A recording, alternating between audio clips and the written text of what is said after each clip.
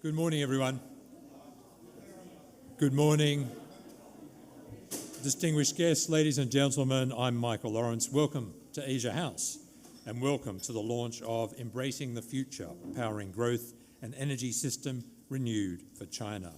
This is an important publication jointly authored by experts from Shell and the Development Research Center of the State Council of the People's Republic of China. It provides a comprehensive analysis of China's strategic roadmap towards achieving carbon neutrality in 2060. Now, for all of us in this room and those joining us online, we are providing simultaneous translation of today's event.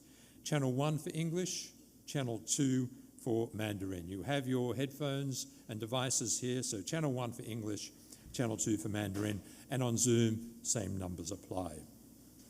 The report we are launching today includes details of the strategic phases of China's roadmap to carbon neutrality, economic growth opportunities and employment implications, the critical role and implementation of widespread electrification, innovations in renewable energy technologies, bioenergy and carbon capture, utilization and storage, and much, much more. It's a comprehensive report, 2 years in the making, and I urge you to take a look at it when it becomes available, and it will be available fairly shortly.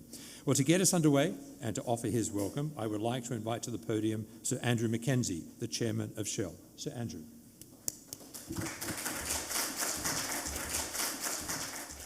Well, thank you, Michael, for setting up this morning's conference. At the end of last year, I had the chance to speak to undergraduates at Tsinghua University in Beijing.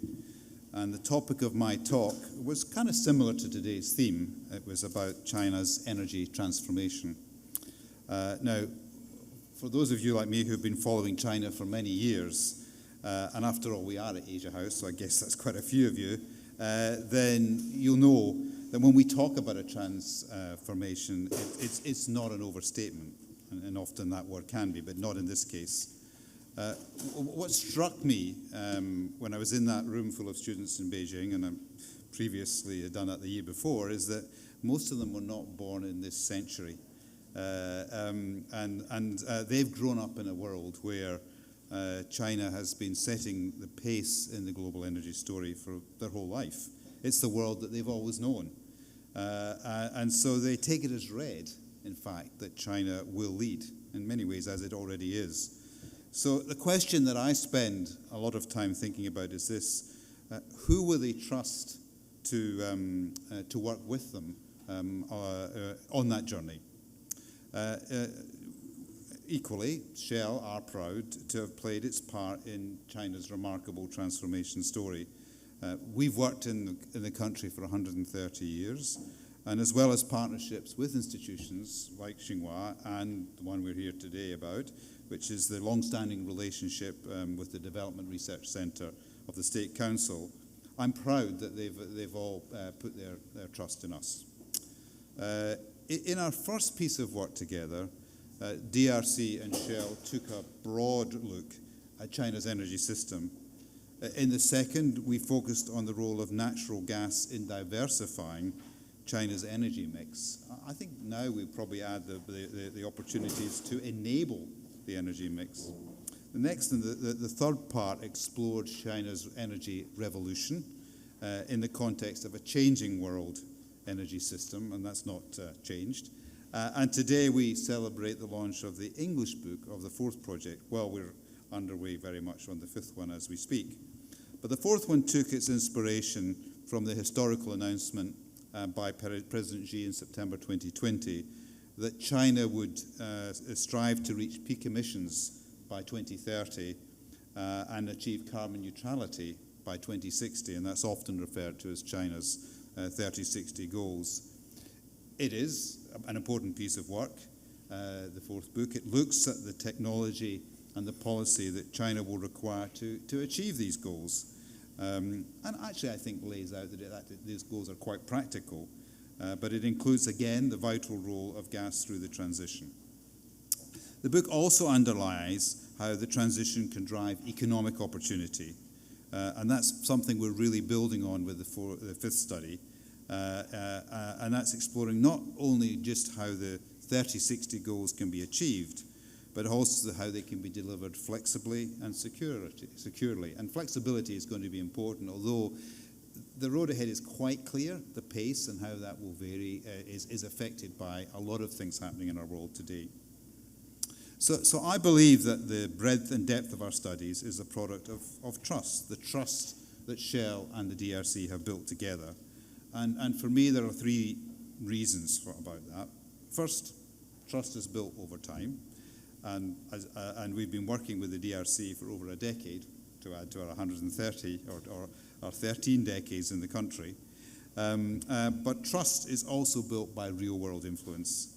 And I believe our partnership has helped China's energy landscape in some very real and measurable ways. Actually, I could have put Shell in that statement as well. Next, I also think that trust is built by the distinctive contributions that each partner brings. The DRC clearly offers phenomenally deep insight into China's economy, its society, and policy. And Shell brings with it the decades of experience I've already referred to across global energy markets and customer systems. And the customer is so important in this because the patterns of demand will drive where we're most likely to invest. And finally, I think our partnership with the DRC stands as a strong example of how international businesses like Shell can earn trust to help shape national priorities, not just in China, but everywhere else, and in do so strengthen relationships between us and nations and between nations. And ultimately, I believe that the work that we are launching today will not only help China's energy transition, it will hold lessons, as I've made clear, for the wider world. Because we at Shell do believe that China is showing how nations with limited hydrocarbons can use renewable energy together with battery technology that clearly needs to improve to create more secure, affordable, and lower energy systems. And that's approach we see happening all over the world. I mean, to take completely different examples, also beginning with sea, I've certainly seen it in my mining career in Chile, and probably the poster child of where that's happening most powerfully in the United States is California. And it's certainly one that's being actively pursued in most countries, if not all, here in Europe. So today's book isn't just a record of progress, it also lights the way for others. And that's why I'm pleased that we're having this important conversation today. And I'm looking forward to hearing about the new perspectives and ideas that come with it.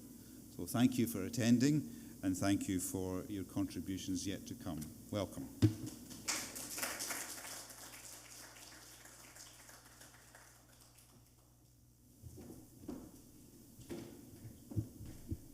So Andrew, thanks very much. And just a reminder, by the way, translation, English Channel 1, Mandarin Channel 2, and the same goes for those joining us online. We're now going to hear remarks recorded a bit earlier by the Vice Minister of the DRC, Long Guoqiang. 各位来宾、女士们、先生们，国务院发展研究中心和壳牌集团第4期联合研究项目形成的英文版新书正式发布。我谨代表国务院发展研究中心表示热烈祝贺，对精心组织本次发布会的亚洲之家和各位朋友的到来表示衷心感谢。加快能源绿色低碳转型是应对气候变化的关键。中国政府一直坚定不移地推动能源绿色低碳转型。早在2014年，习近平主席就提出了推动4个革命、1个合作的能源发展新战略。在2020年9月22日举行的第75届联合国大会上，习近平主席又提出了中国力争2030年前实现碳达峰，2060年前实现碳中和的目标。为了实现这一目标，中国政府、企业和社会各界不懈努力，在能源绿色低碳转型方面取得了显著的进展。2014年至2024年的10年间，中国煤炭消费占能源消费总量的比重从65.8%大幅下降至53.2%，平均每年下降1.3个百分点。单位 GDP 能耗从每万元0.65吨标煤下降至每万元0.52吨标煤，平均每年下降2.3%。截至2024年底，中国太阳能发电装机容量约8.9亿千瓦，风电装机容量约5.2亿千瓦，可再生能源发电总装机量已占全国发电装机总量的56.4%。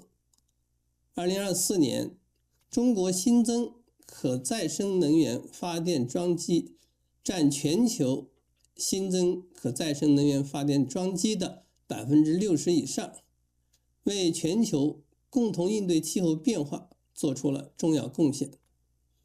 实现能源绿色低碳转型，应对日益加剧的全球气候变化挑战，仍然是一个全球性难题。习近平主席在今年4月的气候和公正转型领导人峰会上强调，中国是世界绿色发展的坚定行动派、重要贡献者。无论国际形势如何变化，中国积极应对气候变化的行动不会放缓，促进国际合作的努力不会减弱，推动构建人类命运共同体的实践不会停歇。推进能源绿色低碳转型，既要学习借鉴国外先进经验，更要在实践中不断进行总结，持续开展前瞻性研究。国务院发展研究中心一直高度重视开展能源政策的研究，与壳牌集团开展了长期合作。今天发布的《面向未来，助力增长，构建中国新型能源体系》一文新书，是双方团队第4期联合研究的成果。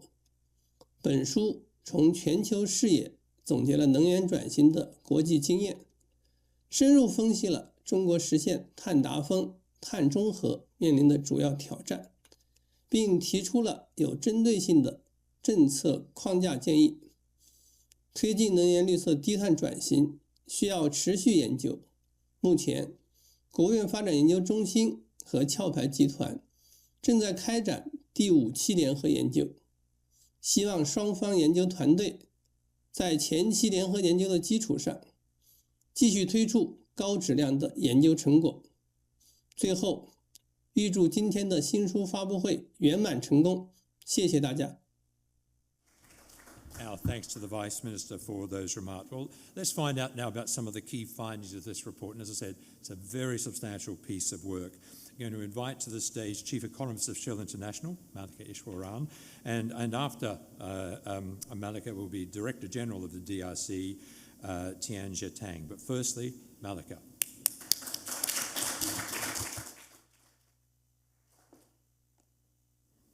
Thank you, everyone, and welcome to Asia House, and thank you to Asia House for hosting us for this event. I'm Malika Ishwaran, Chief Economist of Shell, and the privilege of leading the Shell's research effort for this joint collaboration. We have, as been mentioned before, had a long-standing collaboration with the DRC starting in 2011. So we have gone through, this is phase 4, the outcome of phase 4.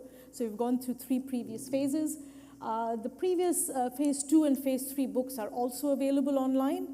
So if you don't get your fill from the 400 plus pages of phase 4, please go and look at the previous output. But really, we're very proud to launch phase 4, the English book, today here. And of course, as mentioned, we are currently in the next phase of collaboration with the DRC.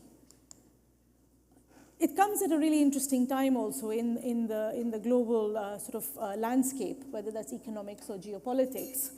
We have observed before for the last 5 or 10 years that there's an increasing recognition of the need for action to address climate change, to make progress in the energy transition.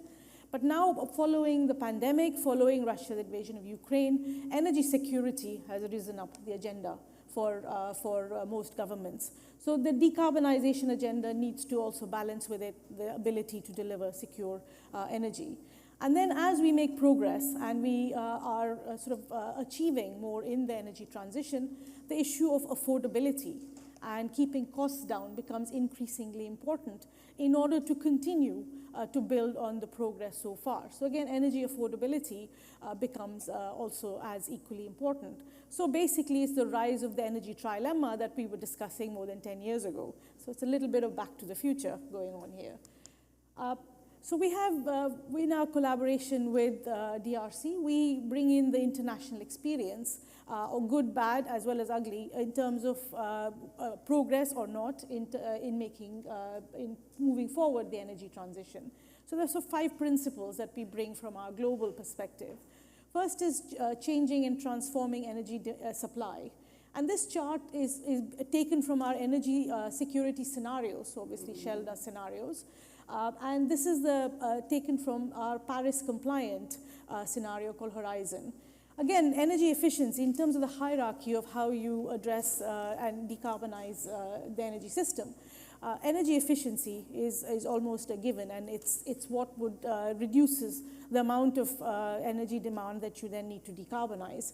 So that's the red line that you see on this chart is what would have been the energy demand that supply would have to meet without the energy efficiency improvements. So as you can see, the distance between that red line and the solid areas, there's a huge amount that you can do through energy efficiency. The second in the hierarchy is electrify what you can. And that's the blue areas that you see in this chart. And again, a massive increase in electrification from today around 20% to 50+% of the energy system.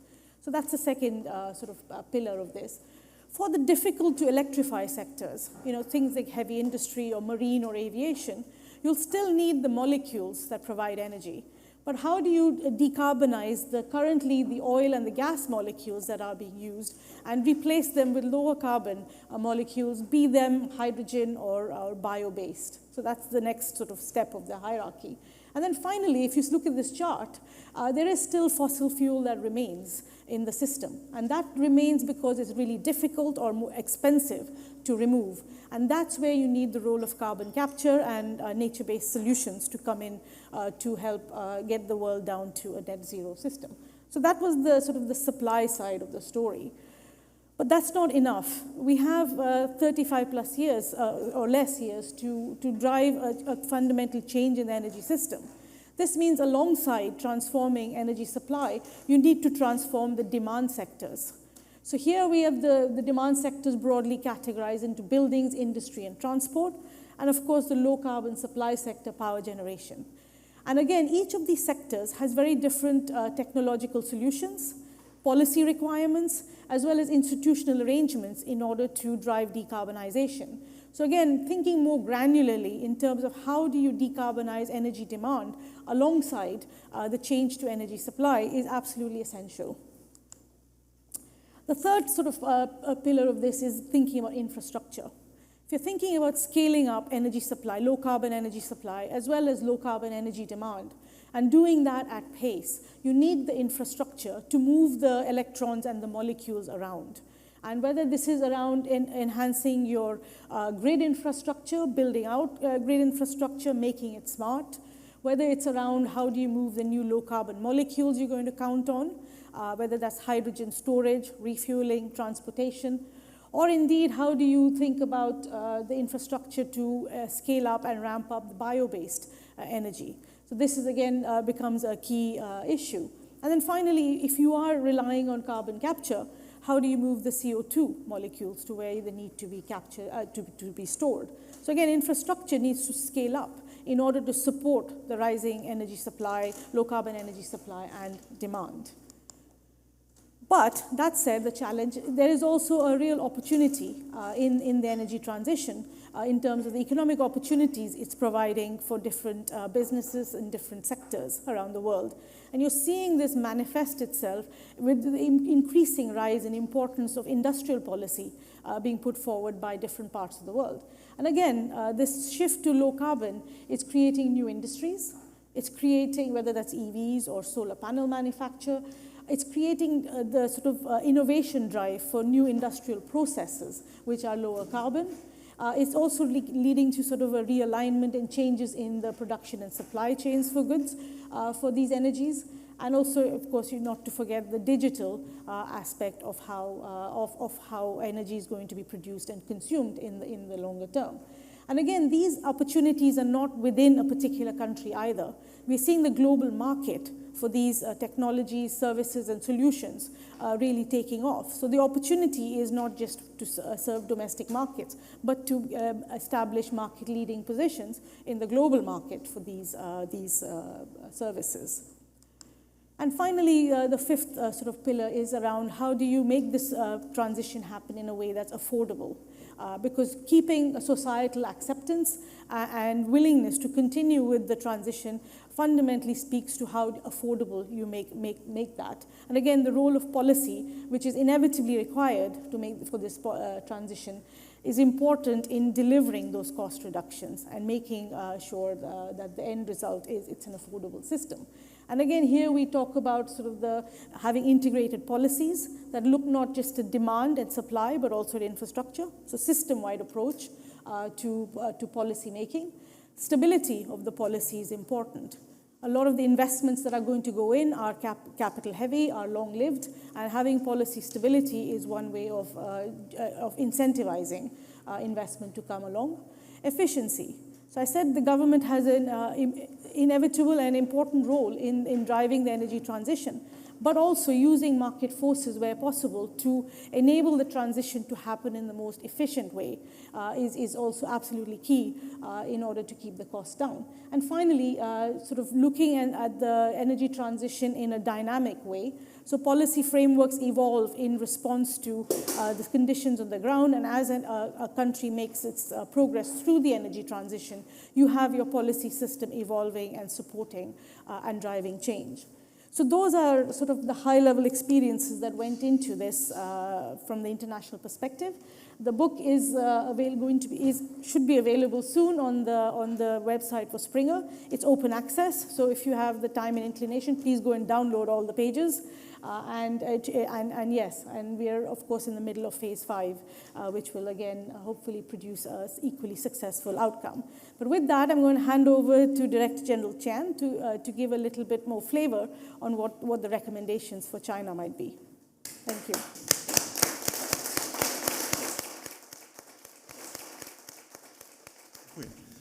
特别感谢劳伦斯先生、亚洲之家能够帮我们组织这次发布会，也感谢麦肯齐董事长亲自出席，包括这个玛丽卡刚才的介绍啊，感谢各位来到今天的会场。那么呢，我们跟壳牌的研究，正如这个麦肯齐先生和龙主任所讲的，我们已经现在进行到第5期了。之前我们进行了4期的合作啊，我们今天要发布的是第4期的研究成果。我们已经有10几年的合作历史，在这个过程中呢，其实双方团队的人员也都换了很多啊，但是我们这个研究一直很紧密的合作，在顺利的推进。其实我是从第5期研究才加入这个研究团队的，所以如果我对第4期的介绍有什么让您不满意的地方，请您谅解啊。这个我们双方的合作呢，其实是发挥双方各自的比较优势。那么 DRC 呢，可能是对中国的能源战略、中国的能源政策啊、中国能源技术等等各方面有一些相对比较多的了解。但是壳牌的团队呢，他们作为一个跨国公司，他们有全球的视野，对各国推进新能源发展，包括绿色转型，有很多的经验可以供这个课题组来学习的。那么呢，所以我们双方这个研究，我们是想让我们的研究成果，虽然我们的目标是对的是中国的能源发展，但是它要在一个全球的视野下来关注中国的能源发展啊。当然里边中国还要学习很多发达国家的经验，比如英国其实在推进这个风风力发电，包括光伏发电方面，也有很多成功的经验值得我们去借鉴。那好，下面我给大家介绍一下我们这本书的一些主要的内容哈。大概分2个部分。首先呢，想说一下，其实中国的双碳的目标啊，是一个中国政府做出的一个战略性承诺，但同时对中国能源转型来讲，也意味着一个巨大的挑战。那么大家知道，在2020年的9月份，我们的习近平主席在第75届联合国大会上提出了中国要实现双碳目标的这么一个承诺。那么从这个挑战来看呢，就是我们其实按照这个目标，我们从碳达峰2030年到实现碳中和，那么只留了30年的时间。大家可以看到，其实很多世界的主要国家实现这个过程，可能往往要需要更长的时间，可能超过35年以上甚至到50年、60年。但是我们提出了一个30年从碳达峰到碳中和，我想这对中国来讲是一个很大的挑战，也是一个很艰巨的任务。那么第2个挑战呢，就是中国的能源的禀赋有它的特点，这里边主要是2个特点。第一个呢，中国的能源储量还是以煤为主，我们经常叫富煤贫油少气，就是煤的储量比较大，但是石油和天然气的储量是比较少的，所以这跟欧洲的情况有很多的不同。这就意味着我们能源脱碳的过程会非常艰巨。那么第3个挑战呢，就是中国因为国土面积是比较大的，它的能源的分布是不均衡的。不光是传统的像煤这种能源，包括风光的这种新能源的禀赋其实也不一样。可能更多的这个风力发电的资源，包括光伏发电的资源、太阳光的资源，主要在中国的西北部当然也包括东北部。但是使用这些绿色能源的主要的需求侧是在中国的东部和东南部。这就意味着我们需要把新能源这种不太稳定的能源，要通过长距离的输送，把很多要输送到从西北部输送到东南部，这也是一个巨大的挑战。那么针对这些挑战呢，我们通过4期的研究也提出了一个如何能够实现碳中和的一个战略性的框架建议。那么这个建议呢，包括几个部分我们叫它1个先行、3大战略和5维支撑。那么我接着一个一个给大家介绍所谓1个先行呢，始终就讲的是中国始终重视所谓规划的先行大家可能各国都有规划，当然每个国家的规划它的含义可能不是特别一样，但我想说的是中国的规划它也不是要去干预企业的市场化的行为、竞争行为，而是为了给我们这个市场中的企业提供一个长期的、可预期的、比较有确定性的环境。那么我们有中国的能源的中长期的规划，然后也有我们每一个5年的规划，包括“14-5”的，现在马上要进入“15-5”时间，还有“15-5”的规划。当然也包括不同领域还有一些具体的规划，比如可再生能源也有一些规划。当然，中国的很多地方政府也有他们的规划所以规划先行呢，实际上是保证了中国的长期战略。就像刚才龙主任讲的，习近平主席强调的，我们在推进绿色化转型的路上，行动是不会放缓的，是始终朝这个目标去前进的。我想这里边规划起到了一个非常关键的作用。那么3个战略呢，首先是第1个战略叫节能循环优先，就是节能还是我们当前面临的一个重大的任务因为我们节能还有很大的潜力。中国也持续的推进，也制定了中国的节约能源法，包括中华人民共和国的循环经济法为节能的持续推进提供了一个好的法律的保障的环境。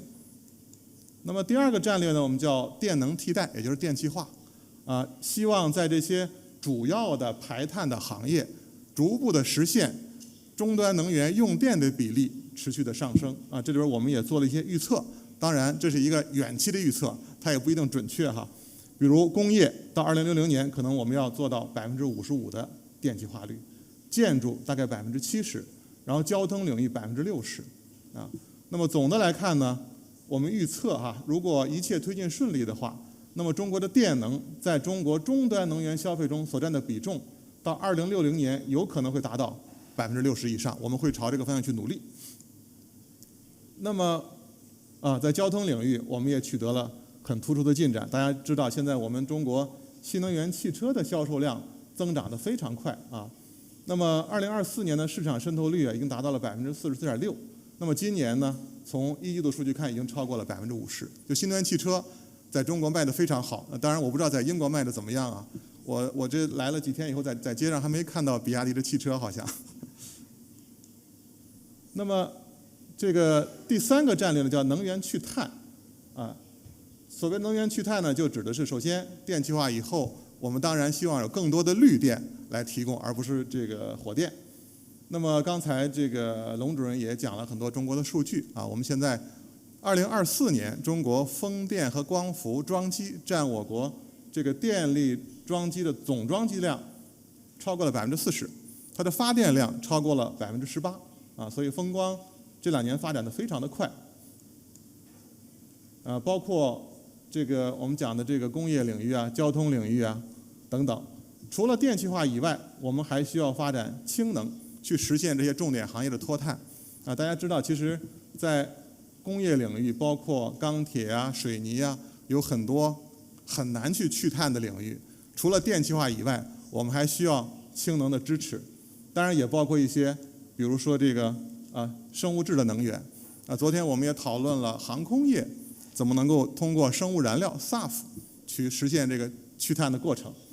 除了这些这个能源技术之外，可能最后我们还需要 CCUS 这样的技术来做最后的保障。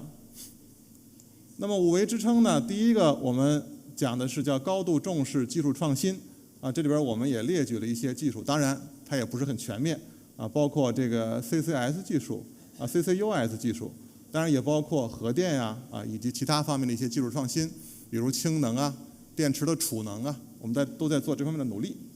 那么第2个方面呢在推进创新的同时，还要重视平衡新能源发展和这个整个电力系统的稳定，包括我们能源法强调的也叫积极稳妥的推进能源的绿色化转型因为一旦出现大的安全问题，可能就会影响整个的能源绿色化的进程。那么第2个支撑呢，就是用好电价和碳价2个价格机制这就意味着除了我们在风光设备制造的供给侧不断的去推进技术创新，去降低成本之外，我们还需要推动中国的能源体制，包括电力市场的改革，能够让碳价更多的反映到电价中去，也能够让更多的电价实现市场化这方面可能我们还要跟欧洲跟英国多去学习，怎么去建设一个更好的碳市场，能够让碳的价格更好的体现到电的价格当中去。那么第3个支撑呢，就是要适度超前的推进能源基础设施的投资这方面呢，当然既包括电网的投资，我们也提出了一个大电网去从西北到东南去输送一些新能源电力，同时也有在东部需求侧可能有一些微电网的建设，它会实现一个需求侧的响应，这方面可能都需要我们继续的去努力当然也包括很多新能源电站的投资等等。那么第4个方面呢，就是加强国际的能源合作。那当然我们是很希望跟很多能源技术比较发达的国家来建立伙伴关系，共同的推进一些技术创新。同时呢，中国能够提供的这些低成本的新能源解决方案，我们也希望他们能够为全球的发展中国家提供一个更好的可以支付的能源转型的方案我想这可能是解决当前我们所谓讲的这个绿色赤字的一个很重要的途径。那么最后一个方面呢，就是要完善我们的法律法规制度。就像刚才我讲的，我们过去已经实施了中国的节约能源法、中国的循环经济法。那么从今年开始呢，我们的能源法也已经开始实施了。能源法其实它是以法律的形式保障了我们中国要长期推进绿色化转型的方向和战略，当然其中还有一些具体内容，这都是公开的，大家可以从网上去看中国的能源法。好，我想我这就是今天想给各位介绍的这本书的主要内容。当然这10分钟的时间可能不能把400多页的都给大家呈现在这里，所以希望有兴趣的话您可以翻阅我们这本400多页的英文书籍。最后呢，我还想讲2点第一个呢，就是因为第4期的研究我们大概是在23年前后完成的初稿，所以这2年可能新能源发展的国际形势和中国的情况都发生了很大的变化啊。我们会在第5期研究中继续跟进这些新的形势和新的变化。第二个呢，我想强调的就是这本书反映的是 Shell 团队和 DRC 团队我们的一个，我只能叫一家之言啊，它可能也有很多的错误啊，甚至遗漏的地方，也希望各位能给我们更多的宝贵建议。那么我们在第5期的研究中，我们会继续推进。谢谢各位。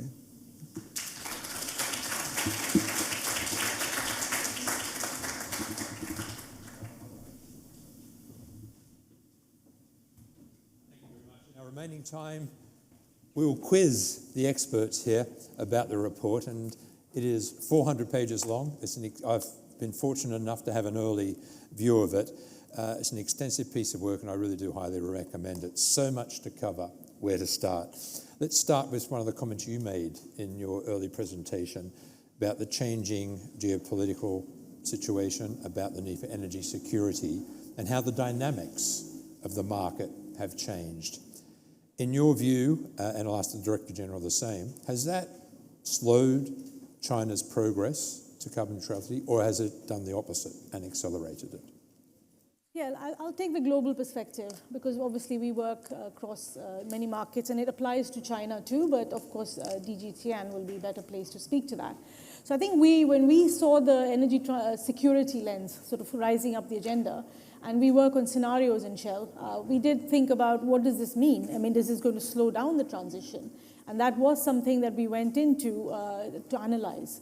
But what we're finding is there are sort of headwinds in terms of how much technology is shared, how much learnings are shared, and that interchange with the fragmentation that we're seeing.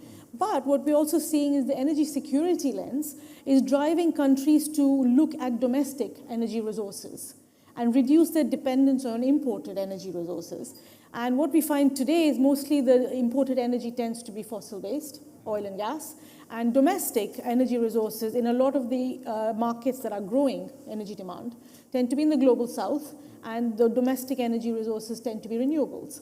So the shift, the energy security shift, is already driving this shift from imported fossils to domestic renewables. So in that sense, it's also adding a little bit more policy certainty and force to the transition to low carbon. So yeah. Interesting. Director General, I'll come to you now with a similar question. The changing dynamics globally. And by the way, BYD cars, you do see them all over London, I can tell you. So they're everywhere. Has there, in your view, been an acceleration of the drive to carbon neutrality in China because of the wider geopolitical situation and the energy security issues that we've alluded to? 说实话，其实我对全球转型可能会走慢的这种担心，要远远超过对我们中国绿色化转型推进的这个担心。因为现在的确是，就像刚才马丽凯讲到，有很多地缘政治的因素，可能很多国家它比较顾及自己的所谓的能源安全甚至有些贸易保护主义等等，我们也会看到有些国家可能会在这个问题上有所放缓。但是正像刚才我们反复强调的，就是习近平主席在4月份那个气候和功能转型领导人会议上的强调，就中国永远是绿色转型的坚定行动派。我们不会因为国际形势的变化而减慢自己的步伐，这可能是我们能做的。当然，如果我们还能做的话，我们也希望中国提供的一些新能源产品，以它的更好的性价比，包括技术优势，能够帮助更多的可能发展中国家去加快它的绿色发展的进程。当然，我们在面对中国问题的时候，就像我们刚才说的，我们还有很多巨大的挑战。我们现在新能源装机的占比，在去年已经超过了40%，发电量超过18%。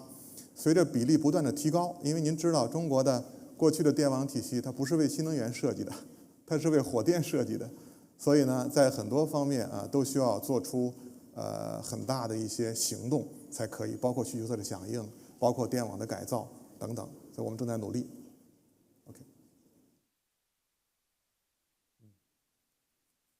Malika, it's a sweeping report, cover everything from supply, demand, infrastructure, policy, regulatory shifts, and technology. all important. That's just a few of the things we picked up this morning. Where has been the most development over the last 2 years? Is it in tech? Is it in policy? Is it in changing consumer habits, infrastructure? And looking forward, where does the next biggest change have to come? Yeah, so I think that lots of things have changed, and I alluded to it in the sense that energy security and affordability are now rising up the agenda for national governments. And so again, that requires thinking through not just how do we conceptually drive the energy transition, what are the technology solutions, but thinking about how do we implement them, how do we deploy them in a way that keeps costs down for people and also meets the security needs for the country. I think in terms of, if you break it down, consumers are getting more aware of the need for decarbonization. We're seeing climate impacts proliferate around the world. We're seeing all sorts of extreme weather events that can be linked back to climate, and that's having real economic damage and costs. And that's affecting not just in theory, but it's affecting on the ground, and causing losses, economic damage and losses for consumers, businesses, etc. And I think so. There's a realization that something needs to be done to address that. But I think now governments will have to be creative in terms of what is the nature of policies to drive this kind of system-wide change. And from my experience, there's no one solution that I would go and advocate for every government around the world. I think circumstances in different parts of the world are different in terms of what resources they have, what their cultural preferences might be, what society is willing to tolerate. And so you need to customize and be creative in terms of what are the policies to drive that change while keeping consumers and customers engaged in the transition. So I think that's one thing that is sort of the rubber hitting the road element. I think technology, from my perspective, it's about commercialization, application now. So the technologies are there in theory, in concept, or even they exist as a technology. How do we apply them and commercialize them and drive their costs down? I think that's the challenge now. And again, huge amount of potential. And you've seen that evidence from China in terms of what they've done on those technologies so far. But lots more needs to be done, particularly on the hard-to-abate sectors. So the low-carbon fuels, hydrogen, bio, e-fuels, these are all where a lot of effort needs to be made to commercialize them. So I think that's where I see going forward the need to focus on this. And I think in terms of demand side, that's the third bit I pick up. We focus a lot. I mean, electrification will deliver a lot. We have the low carbon molecules coming on. Costs have to come down. But we have to change how the demand sectors are used to engaging with energy. So you have a lot of systems that are set up to consume fossil fuel molecules. They need to transition to operating off of electrons or off of hydrogen. And that, I think, is something that's underappreciated, the level of investment and change that needs to happen on the demand side to drive this. Now again, I'll be bringing in, or you'll have the opportunity to ask questions of our panelists in just a moment, so please let us know. But let me ask one more question to you, Director General. You spoke about carbon markets, which I found interesting because they're developing in a patchwork way around the globe. How critical is it for China to get carbon trading to a point where it actively contributes to your net zero goals? 我想强调，这个碳市场建设其实是非常重要的，因为当然我们知道，就中国的绿色发展的这个走过的道路和模式跟欧洲它会有一些区别，当然我们的目标是完全一致的啊。就中国可能很多的发生在供给侧，有很多的包括民营企业看到了中国政府对这个长期战略的执行，看到了面向未来的一些投资机会啊，所以他们愿意在这个领域投资，包括进行技术创新。那么它降低了供给侧的成本，但是欧洲的方式可能更多的是通过碳市场的建设，不断的提高碳价，来倒逼整个包括生产侧和供给侧，包括用户都来共同推动这个去碳化的这种绿色发展的这个战略。我想下一步可能中国需要当然我们可能互相借鉴哈，我们可能更多的要把原来我们的碳市场可能包含的范围还不够，接下来我们要把更多的，包括工业领域啊、交通领域啊，纳入到碳市场当中来，能够让碳价真正的能够反映这个到跟电价这种协同。所以这个呢，可能是我觉得能够把这个欧洲的经验跟中国的经验能够结合起来，从这两个角度同时发力，尽快的推动我们能够实现这样的目标。所以碳市场建设对我们来讲非常重要。当然，我们也在不断的探索。从今年以来又有一些可能新的动作，大家也可以看到网上有一些公开的信息。接下来呢，我们也很希望这方面能够在第5期研究中，通过 Shell 团队给我们一些好的一些经验和借鉴，我们推进这方面的研究，看看能不能提供一些更好的建议和思路。Thank you. Thank you very much. Let's take some questions now from the audience. Please just let us know if you would like to ask a question, and we will like your name and organisation. A microphone will come your way. Thank you. My name is Ling Xiao from East Richie. My question is about your slide. You mentioned about the 5-year plans. During the last 5-year plan is the first one where China had a very mixed results on energy. China beat its 2030 wind and solar installation target 6 years ahead of schedule, but also was very off the track on energy intensity, carbon intensity, coal-fired consumption, and building. My question is, how does it complicate the next 5-year plan and some of the 2030 targets?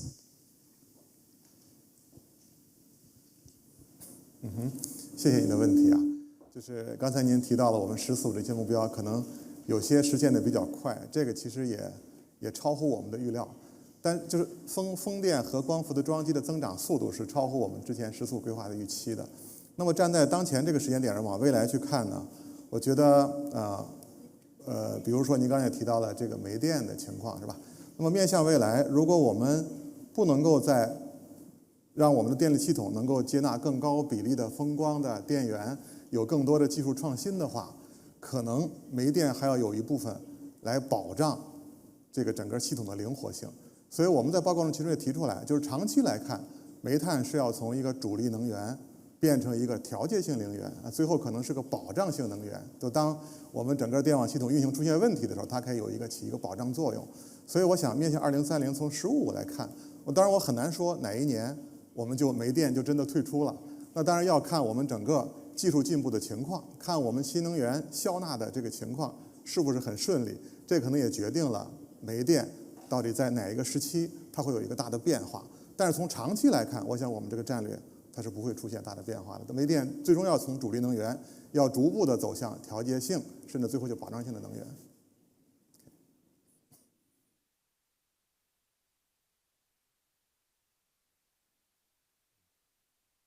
Any views on that one? Nope. Okay. Next question, please.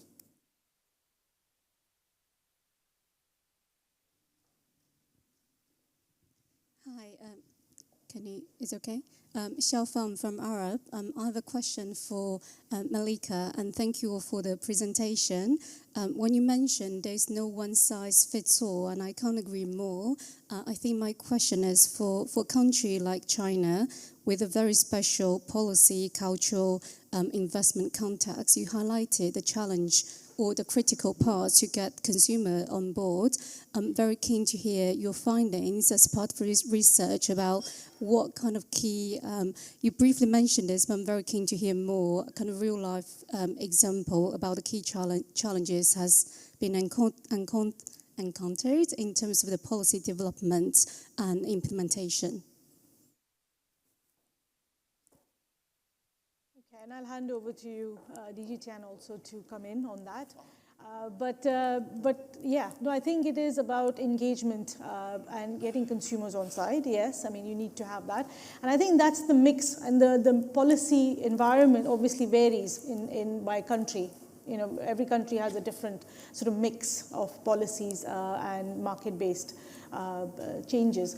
I think what we do see as part of this study is that if you want to make the scale of change that you need to for an energy system the size of China, and you want to keep the costs down, you have to look for all the opportunities where you can get market-based incentives into the system, because that will drive behavior change in a more dynamic way than if you had regulations or sort of more command and control approach to policy.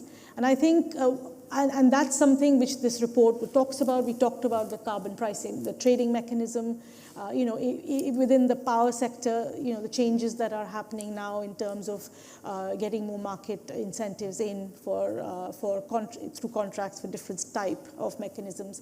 So I think that's going to be quite important to keep the costs down. That will keep consumers engaged, firstly. And secondly, I think giving those incentives directly to consumers will also cause the behaviors to change in response to those signals. So I think a big part of this study is around what is the mix. You need policy to drive the energy transition. It's a market failure, so without policy, you will not get the progress you need. But within that framework of a policy-driven transition, where can you find opportunities to use market-based instruments that engage consumers and drive behavior? So that's, yeah.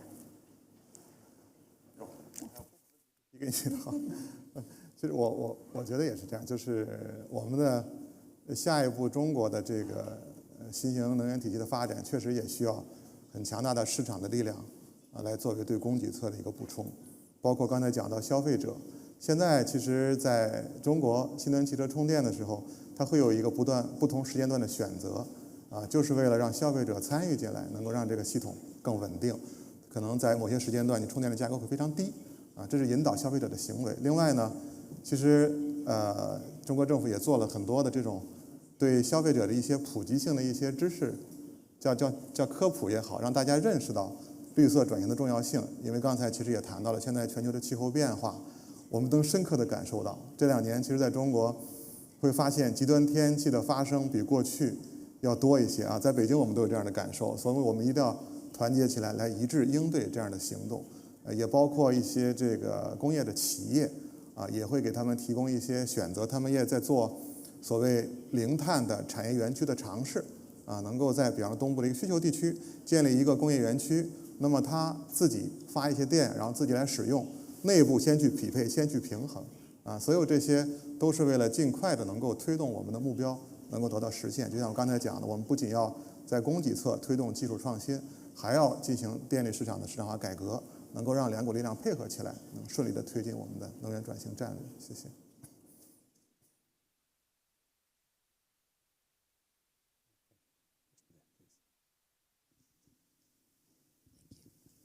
Michal Meydan, the Oxford Institute for Energy Studies, thank you for your presentations and for the amazing work that you've done over the years. I guess you talked about, and this follows up on the previous question, about the cost to consumers. And there's a massive difference, right? In China, a lot of the technologies are cheap or very competitive. Electricity prices are lower than in other parts of the world, whereas certainly in the UK, we're seeing the challenge of making the energy transition palatable to consumers. We're also seeing a rise of industrial policies around the world. So I guess a question to each of you, Malika, if the UK government, I guess quite specifically, could learn something from China's industrial policy, what would it be to advance the energy transition?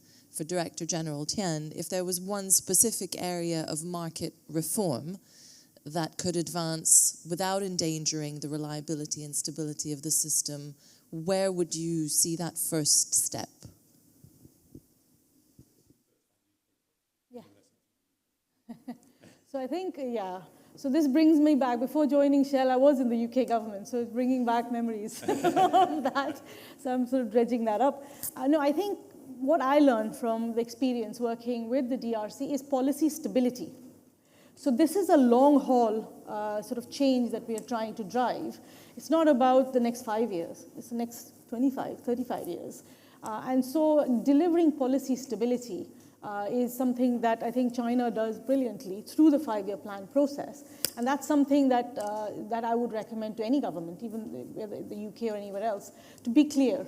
That doesn't mean you don't change your policy approaches, but be very clear on what the direction is and how the government is going to help support that change. So I think that's something that I would say take a lot from the Chinese experience to bring to here. Yeah. So I think that to me is the big one here. I sit in a company which makes a lot of investments. So this lack of policy stability you can really see the real life impact on how it sort of chills your investment desire.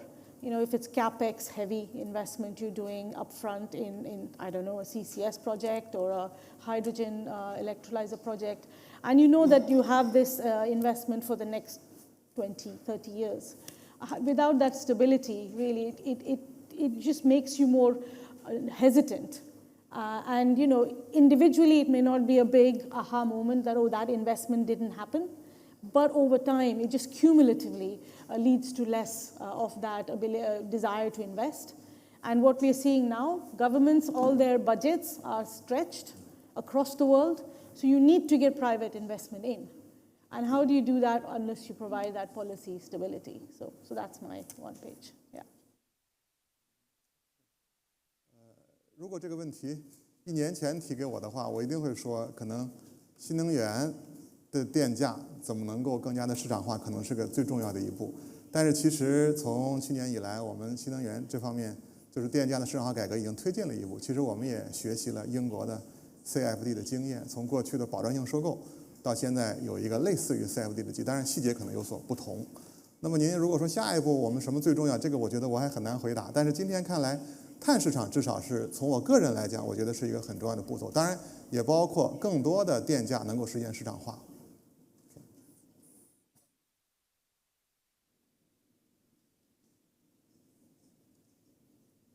Okay, thank you. Next question there, please. Thank you. Hi, I'm Wang Yuan from Carbon Brief, a media outlet just focused on climate change. And my question is related to geopolitics. What's the panel's view about the recent criticism on China's rare earth minerals, and how do you think that's going to impact on the global energy transition? Thank you. So I think it's absolutely essential in terms of the minerals and critical minerals that you need for the energy transition. And that will become even more significant as the energy transition scales up. I always say we're only in the foothills, we're in the low mountains of the energy transition. There is really, most of the effort is yet to come. And so we will need to think about how, as a world, think about how do you make sure there's enough material available to power that. And I think you are seeing more, issues getting more interest from governments across the world in terms of securing their supply chain, in terms of developing new opportunities, mines, etc., to do that. Also, encouragingly, I'm seeing countries that were previously sources of raw material, like Indonesia with lithium, now also starting to see the economic opportunity, not just of extracting it, but also refining it, creating an industry that helps refine and capture more of the high-value supply chain of this. So I think that has to be a good thing. That kind of competition for these resources is what will drive the development of new resources, and it should also drive sort of competition between countries to start capturing some of the advanced manufacturing and refining activities. So I think it's a challenge, but I think we're starting to see the realization that this is a key aspect of the energy transition that we need to focus on. 我同意刚才您讲的，就是关键矿产对新能源发展是个非常重要的因素啊。您也讲到，当前地缘政治可能对这个问题产生了很大的困扰，但是我想说的是，这个原因不来自于中国，中国始终还是愿意跟更多的国家去合作，推进一些关键矿产跟新能源技术能够结合起来，尽快的实现绿色化的转型啊。所以这方面，我觉得我们的态度一直是一致的。我们欢迎开放合作，我们希望用开放合作的方式来更多的推进更多国家的绿色化转型啊，不希望它被一些地缘政治因素打断，这是我想表达的。Okay, I think there was one more question in the audience. Where was it? No. Sorry. Yep. There. Sorry. Yes. Thank you. Hi. Hello. I'm Harry Thursby Pelham from the University of Leeds, and I'm just about to graduate. And one thing that you say a lot as university students is climate activism, and Shell comes up a lot. And I can see from the presentation that there are definitely certain practicalities that need to be overcome before achieving these sorts of these goals, and that there are a lot of activist groups like Just Stop Oil that would like things to be done quicker. But I was wondering how, I was going to ask Malika how Shell balances these things and whether that has a big impact on this sort of activism has a big impact on policy implementation and international cooperation on these things. Big question. So yes, so for us, we are very clear on what our goals are and what we want to achieve. So, we have a goal for 2030, we have an ambition for 2050 to be net zero, and that's what we will be working towards. But the thing is, there's so much uncertainty in terms of what the policies are going to look like in different parts of the world. What are the technologies that are going to sort of lead? How do you implement them, deploy them? So we have to sort of keep our options open in terms of which route we go in order to deliver our goal. So I think sometimes that process of, this has to make money for us. How do we seize the opportunities as the uncertainties are reduced? Sometimes gets lost and not appreciated in the discussions. It's like, do it now, do it tomorrow, yesterday. But I think so it's about systematically looking through and seeing what those opportunities for us are, where they are, what the nature is, and then assessing what we want to do with those opportunities. So I think that's the process that we have. We work with the energy transition. We are seeing that we need to work a lot more with other stakeholders. So oil and gas are international markets. You can trade them, and life goes on. But now with energy transition, we have to work with governments. So we are talking a lot with governments in terms of what are the policy frameworks that would support investment, make things investable for private sector. So we do that, including with China, but other parts of the world. And the other thing is we talk to the demand sectors. So we have a lot of sectors that we're suppliers to. And so we talk to them in terms of how are they seeing the transition, how quickly can they do it, what would help, what would not, how can we get together to drive it. So it's that kind of systematic discussions that are going on. And climate activism, that's the role of climate activists, is to create enthusiasm, to create energy. And that's part of the ecosystem we operate in. So yeah, it's all good. Final question from me, because we're just about out of time. Director General, you mentioned a couple of things in your report, but you've started work on the next edition of the book. In terms of technology, what are most critical technologies where progress needs to be made? Is it carbon capture, utilization and storage? Is it batteries and battery storage? Is it hydrogen or something else? Where are the priorities? 我们其实第5期在第4期所谓战略框架的基础上，我们可能做了更多的更深入的研究。其中技术这个也是专门的一个，我们其中有一块任务是关于技术的啊。将来如果出书的话，它会是一个独立的章节可能。从今天的情况来看呢，我们现在比较关注的，比如说就像您提到的储能的技术，这个非常重要，因为现在对新能源的灵活性调节，我们可能需要更多的储能。现在电池的储能呢，目前它的提供的时间还是不太够的，可能最多到2个小时，但是我们需要更长时间的储能，所以这方面我们也在做一些，比如压缩空气储能啊这方面的探索。当然，像这样的技术，它可能对地形的依赖是比较大的啊，在某些地方它可能成本会比较低，某些地方成本就会很高啊，所以这方面是一个，包括氢能这方面，我们也在看看有什么样的技术能够让氢能成本能够进一步下降。也包括核能啊，核能也是其中的一个方面。中国在所谓下一代核能方面也做了很多的努力，我们也期待着有一些新的技术成，包括这个 CCUS， 这是可能很多行业脱碳最后的一个兜底性的技术保障。这方面我们也想再做一些深入的研究。Thank you， 谢谢。Final question to you, Malika. The next report, next edition. Give us a few highlights. What do you expect? Where do you expect it to land? What are the things that you feel that will come out of that differs from where we are now?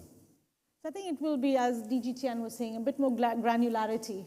It will pick up from where phase 4 has left off and sort of drill into some of these areas, some of the key challenges that will need to be addressed in order for China to meet its 3060 goals. Also, since we did this report, things have changed a lot in the world. So we will bring in sort of policy developments, technological changes, other sort of aspects to which will shed light and bring more that granularity.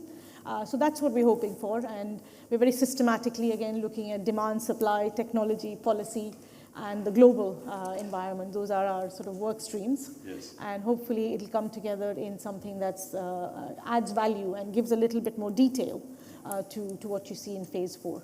Thank you very much. I'm afraid we are out of time. Congratulations on the report. It really is a significant piece of work and a very important one. So when it becomes available, which is shortly, I do recommend you take a look. My great thanks to Shell and DRC for being here. Thank you very much to our speakers, Malika and the Director General.